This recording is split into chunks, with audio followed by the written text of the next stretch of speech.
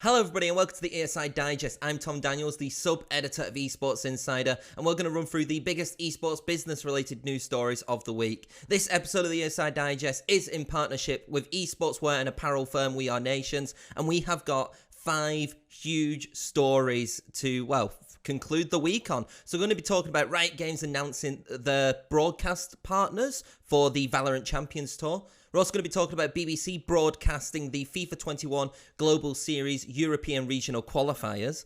Team Liquid partnering with Bud Light and kind of what's going to occur because of that. We're also then going to be talking about FaZe Clan appointed a new chief financial officer. And then finally, we're going to discuss Direwolves acquiring Avant Gaming and the implications of that. So let's kick off the ESI Digest with that huge news that Riot Games has announced several broadcast partnerships for the 2021 VALORANT competitive season, in particular the VALORANT Champions Tour. So the first one we're going to be talking about is a German production company, Freaks4U Gaming.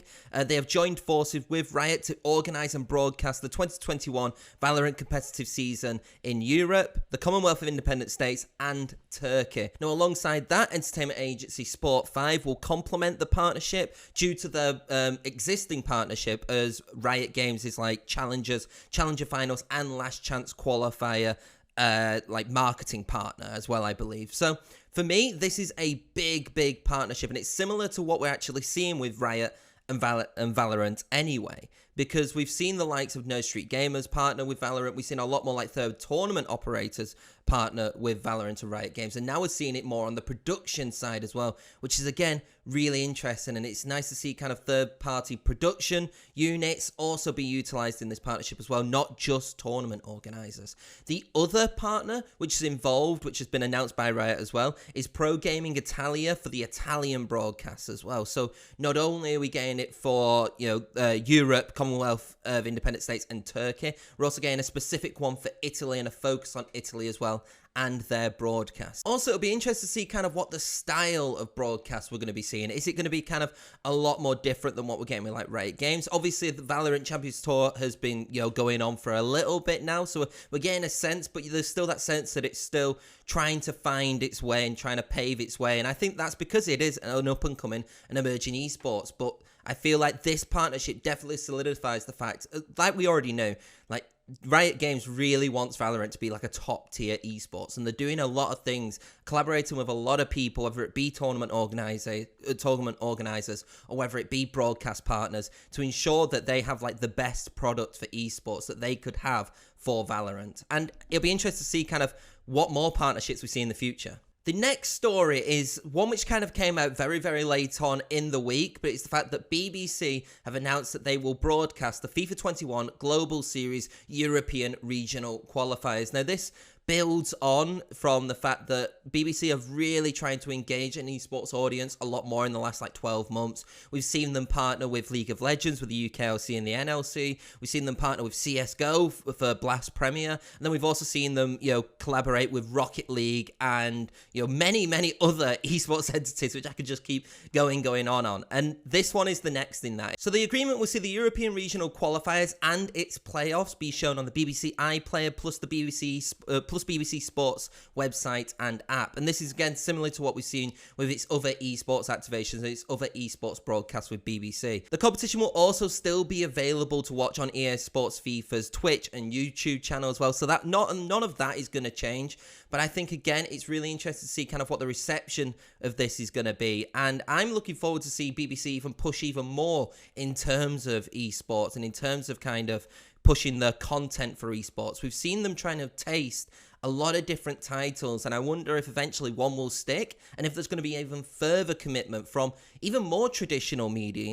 Especially in the UK, we've got the likes of ITV, Channel 4. Are they going to start investing into more of the esports product, whether that be for the traditional mediums, like TV, or for an online medium, similar to what BBC are doing with BBC iPlayer and BBC Sport? So it's definitely one to keep an eye on, not just because it's interesting to see FIFA 21 be highlighted on BBC iPlayer, especially just a regional qualifier right now. But it'd be interesting to see whether they're going to do the full global series or whether other titles are going to be added in the future. And I think the way it's going, you can probably expect that. A little bit of commercial news now for ESI Digest, as Team Liquid has announced a partnership with beer brand Bud Light. Now, as a result of this partnership, Bud Light has become the official beer for the League of Legends team. So it does seem like it's very League of Legends specific. And not only that, there is a range of content and activations which come along with that. Now, normally when we hear of just content and activations, we normally just see, you know, banners being put onto social media profiles and maybe like interviews with players.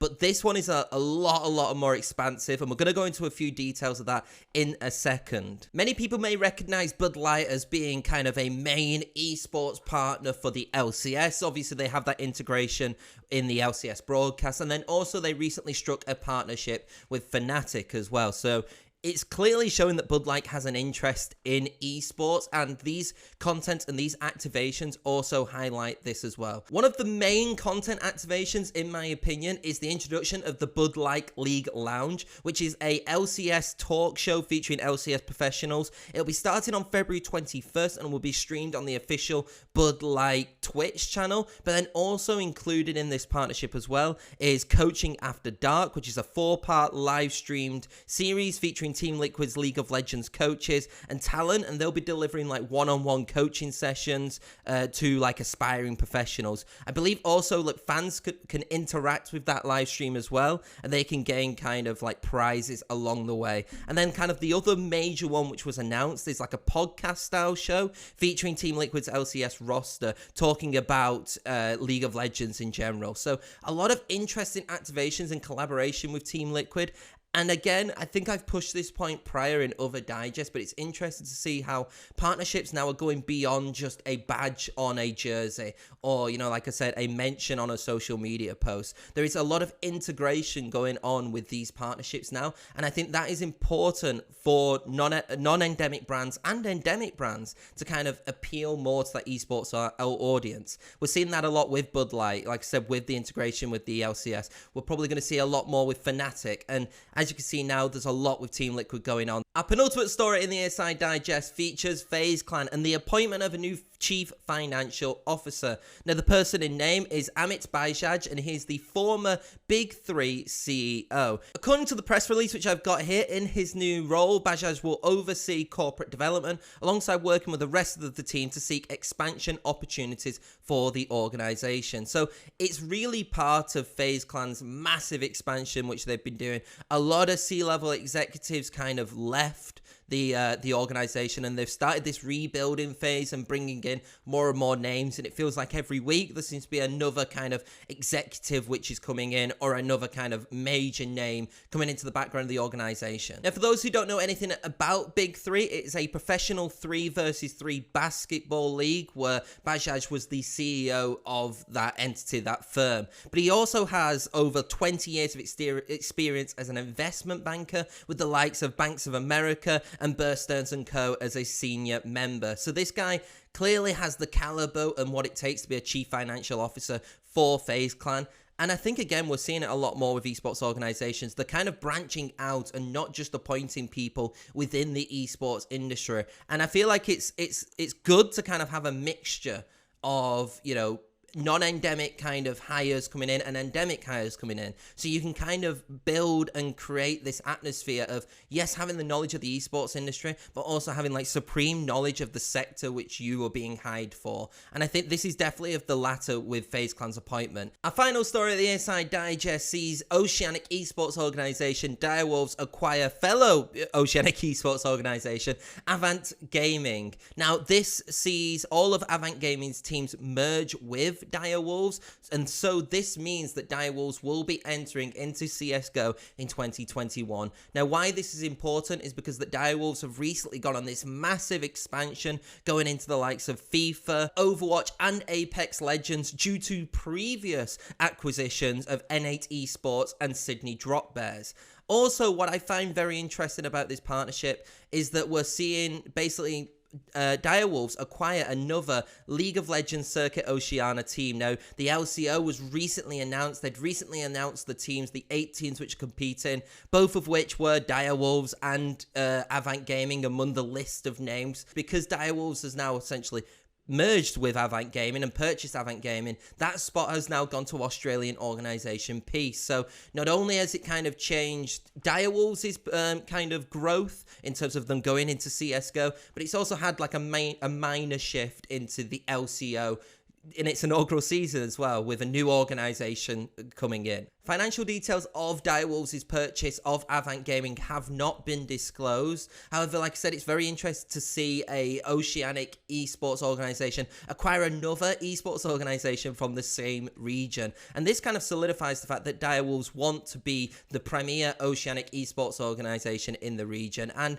with deals like this, and with kind of them exploring other titles, not just being dominant in League of Legends, but trying their hands at FIFA, at CSGO, and other titles, I think it'd be interesting to see how this firm and this organisation, develops in the near future. And that was everything for this week's ESI Digest. Again, I'd like to thank our partners, We Are Nations, for sponsoring this episode and partnering with us in this episode. I really, really appreciate it. If you wish to see more news and not just the ones which we've covered now, then don't forget to head over to Esports Insider's website. We've got loads of content coming through all throughout the week. Also, don't forget to check us on Instagram. Again, we're still trying to push that Instagram. It's going very well, but we just want to keep pushing it even more because who doesn't love Instagram, you know?